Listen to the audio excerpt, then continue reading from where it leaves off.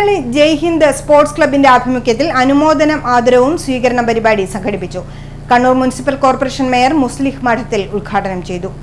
തൊഴിൽ മേഖലകളിൽ 30% അപ്രത്യക്ഷമാകുമെന്നുള്ളതാണ്. 30% അപ്രത്യക്ഷമാകുമ്പോൾ തീർച്ചയായും ഇത്തരം ആളുകൾക്ക് വരുന്ന തലമുറയ്ക്ക് ജോലി വേണ്ടേ. അപ്പോൾ അതിനനുസരിച്ച് ജോലികൾ കണ്ടെത്താൻ ഉതകുന്ന രീതിയിൽ കോഴ്സുകൾ തിരഞ്ഞെടുക്കണം. ആ രീതിയിൽ വിദ്യാഭ്യാസ സമ്പ്രദായങ്ങൾ മാറണം എന്നുള്ളതാണ് ആ ചർച്ചകൾ തുടർ ചർച്ചകൾ പിന്നീട് ഉണ്ടാകുമെന്നും അവിടെയൊക്കെ പ്രഖ്യാപിക്കപ്പെടുകയുണ്ടായിട്ടുണ്ട്. ഏതായാലും 2030 എന്ന് പറയുമ്പോൾ തീർച്ചയായും ഉപയോഗിക്കുന്ന സമ്പ്രദായം അതൊരു നിർണായകമാണ്.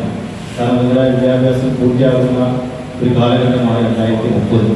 2024 വർഷം ആകുമ്പോഴേക്കും വിദ്യാഭ്യാസങ്ങൾ തൊഴിൽ മേഖലയിലേക്ക് കടന്നെത്തും.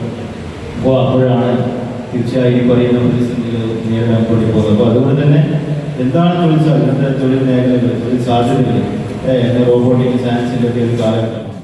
എ കെ സന്തോഷ് അധ്യക്ഷത വഹിച്ചു. ജയ്ഹിന്ദ് കായിക പുരസ്കാരം Madhav Rao Scindia charitable trust chairman K Pramod സ്വാതിലക്ഷ്മിക്ക് നൽകി. ജയ്ഹിന്ദ് ഫുട്ബോൾ ടീമിന്റെ ജേഴ്സി പ്രകാശനം അമ്പറം ദിവാകരനും നിർവഹിച്ചു. റഫറി പരീക്ഷയിൽ വിജയിച്ച ജയ്ഹിന്ദ് ഫുട്ബോൾ ടീം അംഗം മുജീബ് CH-നുള്ള സ്വീകരണം DCC general secretary CV Santhosh നിർവഹിച്ചു. M Manoj, K Mohanan, NP Pradeep എന്നിവർ സംസാരിച്ചു. N സ്വരാജ് സ്വാഗതവും K ശരണ്യ നന്ദിയും രേഖപ്പെടുത്തി. SSLC മുതൽ പ്രൊഫഷണൽ കോഴ്സ് വരെയുള്ള വിജയികളെയും വിവിധ സ്കോളർഷിപ്പ് വിജയികളെയും കലാകായിക പ്രതിഭകളെയും പരിപാടിയിൽ അനുമോദിച്ചു.